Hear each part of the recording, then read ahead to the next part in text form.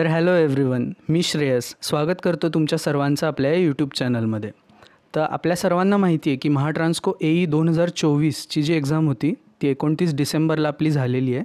तर आज या व्हिडिओच्या माध्यमातून आपण त्या एक्झामचं थोडंसं ॲनालिसिस करणार आहोत की पेपरची डिफिकल्टी लेवल काय होती आणि साधारणतः एक्सपेक्टेड कट ऑफ कितीपर्यंत जाऊ शकतो. तर आपल्याला सुरुवातीला एक गोष्ट लक्षात घ्यावी लागेल की कोणत्याही एक्झामचा ज्यावेळेस आपण कट ऑफ प्रेडिक्ट करतो तर त्यावेळी असे काही 3-4 फॅक्टर्स असतात की जे आपल्याला कन्सिडर करावे लागतात. पहिली गोष्ट, सिमिलर प्रोफाईलची जी पास्ट एक्झाम होती तर त्या एक्झामचं कट ऑफ, त्या एक्झामच्या नंबर ऑफ वेकेन्सीज. सेकंड, की ही जी आत्ताची एक्झाम झाली त्याची डिफिकल्टी लेवल काय होती as compared to previous exam. Third is जी नवीन ॲडव्हर्टाइजमेंट आहे तर त्याच्यामध्ये नंबर ऑफ वेकेन्सीज किती आहेत, कास्ट वाईज वेकेन्सी डिस्ट्रीब्युशन कसं आहे. आणि चौथी आणि खूप महत्त्वाची गोष्ट की प्रत्येक कास्ट वाईज किती नंबर ऑफ ॲप्लिकेशन्स रिसीव झालेले आहेत. हा एक खूप इम्पॉर्टंट फॅक्टर आहे की जो खूप मोठा रोल प्ले करतो आपल्या कट ऑफ प्रेडिक्शनमध्ये. तर आपण वन बाय वन याबद्दल डिस्कशन करूया. सर्वात सुरुवातीला जर ॲनालिसिस करायचं म्हणलं तर 2022च्या कंपॅरिझनमध्ये 2024चा जो पेपर होता तो साधारणतः एक 37-38 क्वेश्चन जे होते ते पॉवर सिस्टीम फोकस्ड होते. की ट्रान्सकोचं जे वर्क प्रोफाईल आहे तर त्यांनी वर्क प्रोफाईलच्या हिशोबाने पूर्ण paper power system based design केलेला होता.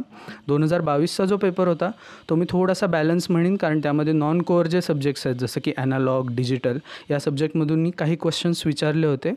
पण हे थोडंसं शॉकिंग होतं की यावर्षीच्या पेपरमध्ये नेटवर्क, ॲनालॉग ह्याच्यावर एकसुद्धा क्वेश्चन आपल्याला बघायला मिळालेलं नाही. तर असो ते एक सेपरेट ॲनालिसिस आहे.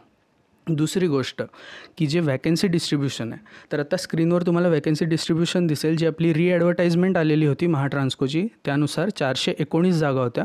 मोठी जाहिरात होती. मागच्या वर्षीची जी 2022ची ट्रान्सको झाली त्यामध्ये 170 वॅकन्सीजसाठी ती ॲडव्हर्टाइजमेंट होती. आपण थोडंसं जर पुढं गेलं तर ह्या स्लाईडमध्ये जे आहे ते आपण जो मध्यंतरी RTI जो आपल्याला मिळालेला होता ट्रान्सकोकडून जो RTIला रिप्लाय आलेला होता तर त्यानुसार प्रत्येक कॅटेगरी वाईज किती नंबर ऑफ ॲप्लिकेशन्स रिसीव्ह झालेत ते या स्लाईडमध्ये तुम्ही पॉज करून थोडंसं ते बघू शकता की आपल्या कॅटेगरीचे किती ॲप्लिकेशन्स रिसीव्ह झालेले होते जेणेकरून तुम्हाला थोडीशी कॉम्पिटिशनची थोडी कल्पना येईल.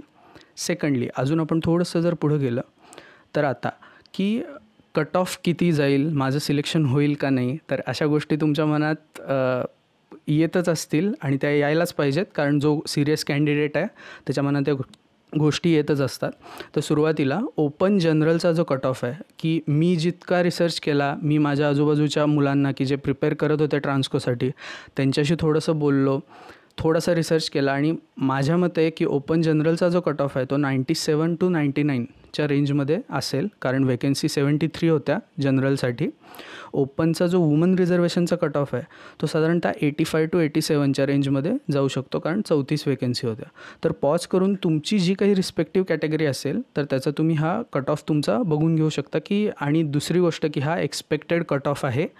ह्या कट ऑफमध्ये 2 to 3%चा प्लस मायनस होऊ शकतो. त्यामुळे हा ॲनालिसिस किंवा हा कट ऑफ बघून कुणी डिमोटिवेट व्हायचं नाही आहे किंवा आता माझं होणारच नाही सिलेक्शन असा प्लीज कुणी विचार करू नका कारण शेवटी फायनल जे असतं ते फायनल असतं. आपण ज्या आहेत त्या टेंटेटिव्ह गोष्टी सांगत असतो. अजून थोडंसं जर पुढं गेलं तर ह्या ॲडव्हर्टाइजमेंटची जी हायलाईट होती की मागच्या वर्षी EWS ही एक सेपरेट कॅटेगरी होती, कंबाईंड कॅटेगरी होती. तर ह्या वर्षी EWSला स्प्लिट करून SEBC आणि EWS अशी ही सेपरेट कॅटेगरीज 2 बनलेल्या आहेत. तर तुम्ही जर बघितलं तर SEBC जी कॅटेगरी आहे तर त्याच्या मेलसाठी 27 वेकन्सी होत्या, फिमेलसाठी 13 वेकन्सी होत्या. तर SEBCचा जो कट ऑफ आहे तो साधारणतः 84 to 88च्या रेंजमध्ये आपला जाईल. SEBC फिमेलचा कट ऑफ 79 to 81च्या रेंजमध्ये असेल. शॉकिंगली EWS मेलचा जो कट ऑफ आहे तो यावेळी थोडासा कमी जाण्याची शक्यता आहे कारण जर का तुमच्या ओळखीचे कोणी जर MPSCचे किंवा पोलीस भरतीची प्रिपरेशन करणारे जर कोणी असतील तर तुम्ही एकदा त्यांना विचारून घेऊ शकता की EWSच्या कट ऑफचे रिगार्डिंग ते तुम्हाला खूप चांगली आयडिया देतील. आणि दुसरा OBC मेलचा जो कट ऑफ आहे तर आपल्याकडं मेलसाठी 59 वेकन्सीज होत्या तर 88 to 91पर्यंत त्यांचा कट ऑफ जायची शक्यता आहे आणि OBC फिमेलचा 80 to 82पर्यंत जायची शक्यता आहे. तर आता मला काही जण असं विचारतात की आता मग माझं होईल का नाही सिलेक्शन, मी पुढं काय करावं. तर मी तर सर्वांना रेकमेंड करीन की आत्ता जर का तुमचा अभ्यास फ्लोमध्ये असेल तर तुम्ही प्लीज फ्लो ब्रेक करू नका. तुमची जी काही नेक्स्ट एक्झाम आहे ती नेक्स्ट एक्झाम तुम्ही टार्गेट करा कारण जोपर्यंत सिलेक्शन होत नाही तोपर्यंत काही खरं नसतं.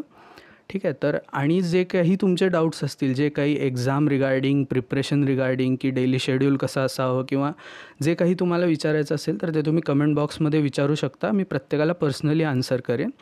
तर अगेन धन्यवाद मला वेळ दिल्याबद्दल, हे ॲनालिसिस कन्सिडर केल्याबद्दल. आणि असेच जर का तुम्हाला नवीन नवीन अपडेट्स पाहिजे असतील तर आपल्या चॅनलला सबस्क्राईब करा. आणि हा व्हिडिओ बनवण्यासाठी वेळ, मेहनत, एफर्ट्स हे सगळं लागत असतं. तर प्लीज तुमचे जितके इलेक्ट्रिकल इंजिनिअरिंग ॲस्पायरंट्स असतील, तुमचे जे मित्र असतील, तर त्यांच्यासोबत हा व्हिडिओ शेअर करा, जेणेकरून की मलासुद्धा खूप मोटिवेशन मिळेल व्हिडिओ बनवण्यासाठी. सो अगेन धन्यवाद. थँक्यू.